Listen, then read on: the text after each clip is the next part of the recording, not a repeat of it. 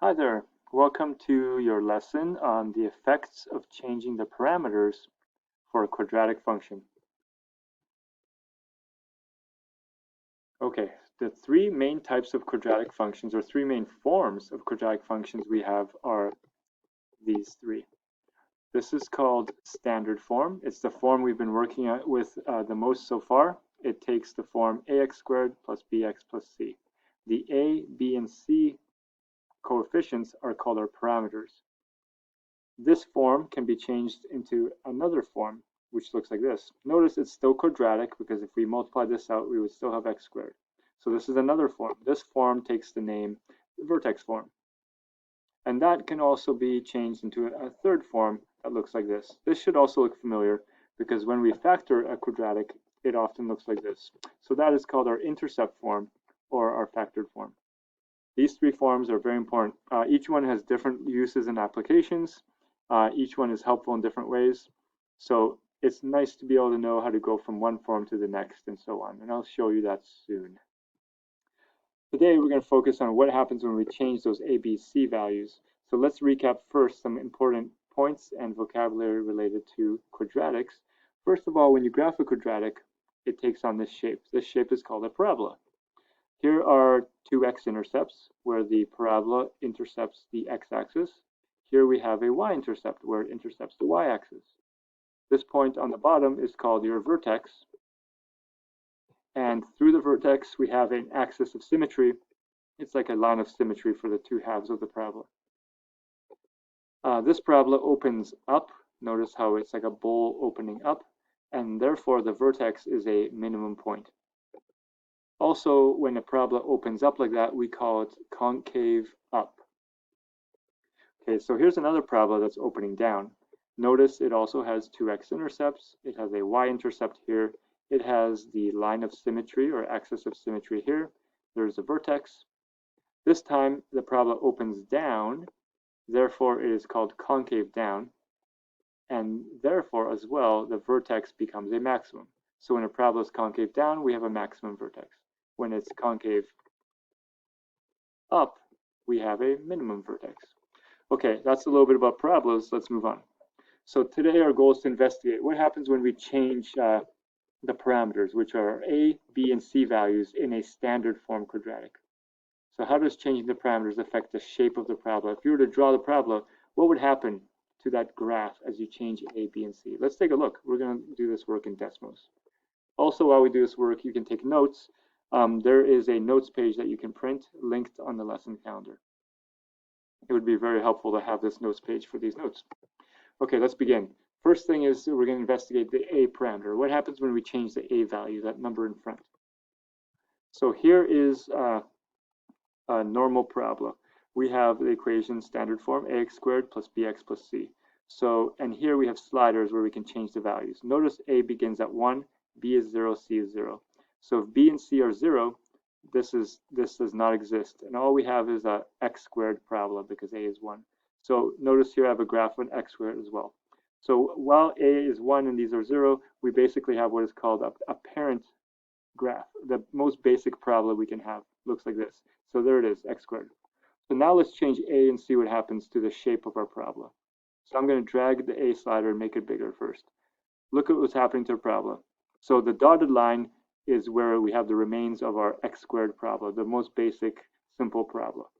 And now as we make a bigger, the parabola is getting narrower. So keep note in your brain of all these things we're gonna see happening here. As a increases, the parabola gets narrower. Now I'm going to bring a back to 1. Now it's back to the original x squared parabola, and now I'm going to make a smaller. So now notice when a is a decimal value between 0 and 1, the parabola is wider than that basic parabola. And now I'm going to bring a to 0. When a is 0, look what happened. It became a straight line. It's no longer a parabola. Why is that? Because when a is 0, we have 0x squared. That means this part does not exist in the equation anymore.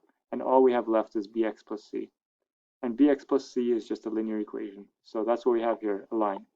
Okay, now let's make a values negative. As a becomes negative, look at that. The parabola is now opening down. It's concave down. So remember that. When a is negative, it's concave down. When a is positive, it's concave up. So let's stay in the negative realm again. when we have a negative number that's between 0 and 1, so again, a small decimal value between 0 and -1, the parabola is wider. See how it's wider than the original parabola. But when we make the negative values beyond 1, notice the parabola gets narrower, and it's narrower than the original. So it's the same thing on the negative side as it was on the positive side. When we had large positive values, it made the parabola narrow. When we have large negative values, it makes it narrow as well. When we have a values between 0 and 1, the parabola is wide. And when we have negative values between 0 and -1, it's also wide, or wider than the original. So those are the main properties. Let's see if we can fill those in on our notes page. So first one, if a is greater than 0, then the parabola is what? Okay, concave up. The parabola is concave up, it opens up. So here's a graph showing that. We have our basic parabola there, it's opening up. Okay, what happens when a is less than 0? When a is less than 0, the parabola is concave down or opens down. Obviously, that is not that graph there. But what I have on these graphs is all the graphs have the original y equals x squared, the parent or most basic parabola. And to that graph, we're going to add a new parabola which displays what's going on here. So when a is less than 0, when a values are negative, the parabola opens down. And we can compare that to the basic parabola here. Okay, next, some more things about a.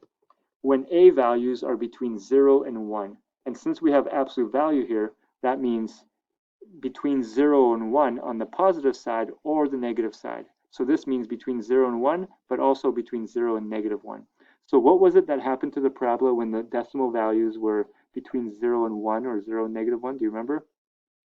Well, the parabola is wider, and we saw that happening when we were investigating it. Let's see it just one more time. When the a values are between 0 and 1, see how the parabola is wider than the basic one. And same thing on the negative side. When those are negative values that are not quite -1, it's wider. Okay, so then what happens when, oh, and there's a graphic of that. We have our original parabola, and now we have a wider one. Okay, if a values are greater than 1, and again it shows absolute values, so it means greater than 1 on the positive side and greater than 1 on the negative side as well. So what happens when a values became big numbers? Well, the parabola became narrower. Let's see that one more time. I'm going to make a big A value. Oh, narrow parabola. And big A value on the negative side, also narrow parabola. Okay, last, and there's a graphic of that. A parabola that's narrower than the basic one.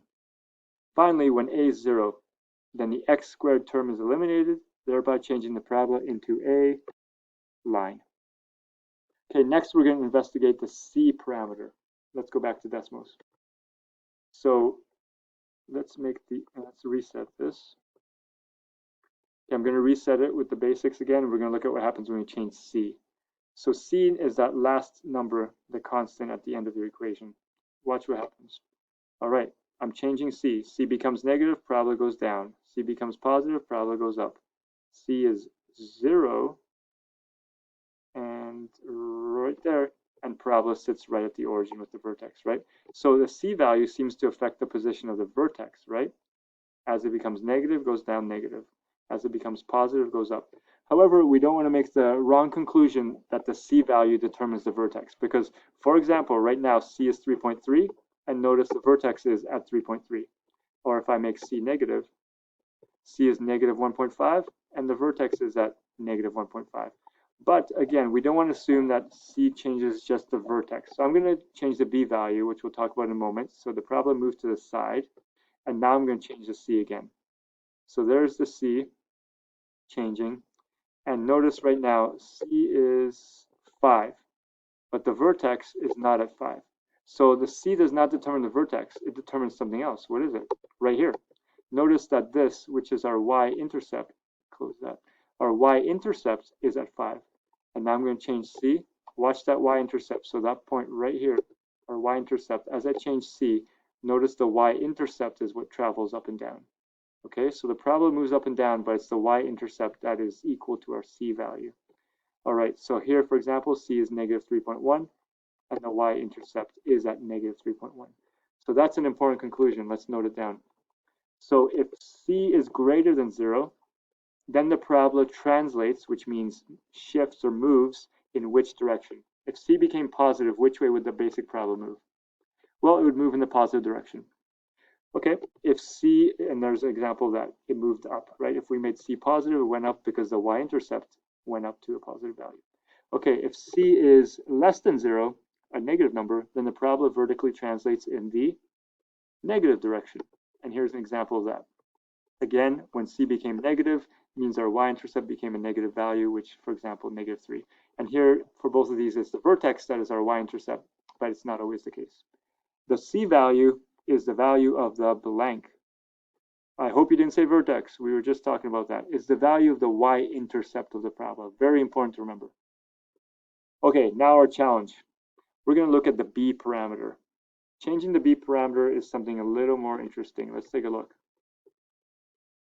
So watch what happens. Oh, I'm going to reset it again.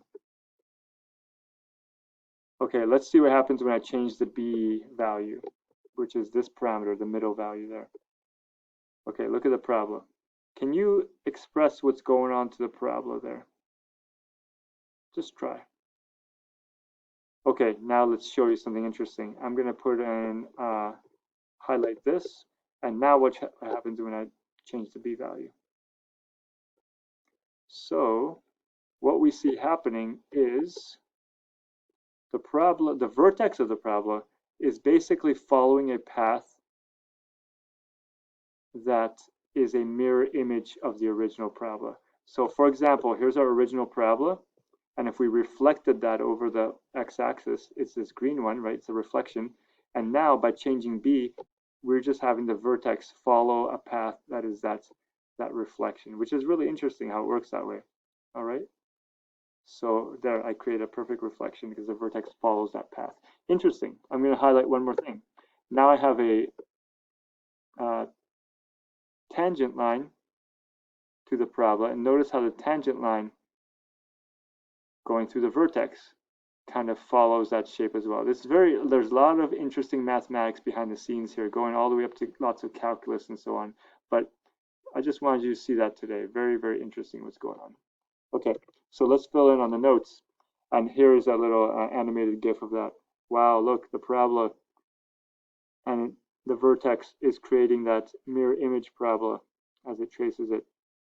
And this graphic is correct in saying OMG. That's pretty amazing how that works. Okay, so that's what changing the b parameter does. But expressing that in words is a little tricky. So changing the b parameter moves the vertex of the parabola along a vertically reflected image of the original parabola. Okay, so again, the vertex is moving across this vertically reflected image. That means a mirror image. If b is greater than 0, the parabola moves which way? Let's check. If b is greater than 0, so look, I'm going to make b positive values. And I'm going to get rid of that so it's not in our way. Okay, b is becoming positive. Which way is the parabola moving, left or right? And if b becomes negative, which way is it moving? Okay, so if b is positive, the parabola moved left. And if b was less than 0 or negative, the parabola moved right. Kind of moves the opposite direction you might expect. This part's a little tricky. Let's write down some key points here first and then look at it in terms of an example. So the value of b determines also the distance between the y-intercept and the point on the parabola that is horizontally opposite the y-intercept. So basically, if you know where the y-intercept is, you can then move a horizontal distance away from it, and the b value helps us figure out how far that distance is to another point on the parabola. And here's a little formula we should use. The formula is that distance is b over a. So here's an example of a parabola. B value 4, a value 2. So let's do b over a. B divided by a is 4 divided by 2, which is 2. So we know that this distance is going to have a distance of 2. Let's take a look. The y-intercept is 1 because we learned that the c value tells us the y-intercept. So this parabola will intercept the y-axis here. Then we know this distance is 2 away. So there's going to be another point on the parabola that's 2 away, either this way or this way. We know when the b value is positive, the parabola moves left. So there's going to be distance this way, right here. So there'll be another point right here, which is 2 away. And there's our parabola now. So the b value told us this distance by using this formula here. B over a tells us this distance is 2. Interesting point. Very cool stuff.